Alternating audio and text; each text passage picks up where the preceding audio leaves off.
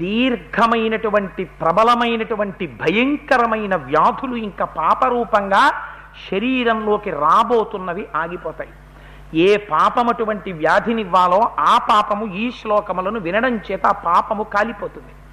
ఎవరికైనా దీర్ఘవ్యాధులుంటే నమస్కారం చేస్తూ రామచంద్రమూర్తిని మనస్సులో స్మరిస్తూ రావణుడి యొక్క కిరీటం పడిపోయిన సన్నివేశాన్ని ఈ శ్లోకాల్ని పరమభక్తితో విన్నట్టయితే వారికి అటువంటి దీర్ఘ వ్యాధులు కూడా ఉపశమించి పడిపోతాయి అని పెద్దలు అభయం ఇచ్చారు. అంత శక్తివంతమైన సర్గ మకుటభంగ సర్గ.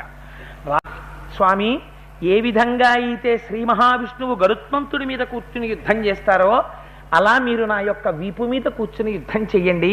దురాత్ముడైన రావణుడు రథంలో కూర్చుంటే మీరు నేల మీద నిలబడి యుద్ధం చేయడం ఏమిటి స్వామి? నా మీద కూర్చోండి అన్నారు. అందుకే హనుమద్వాహనం మీద ఊరిరుగుతుంటారు స్వామి.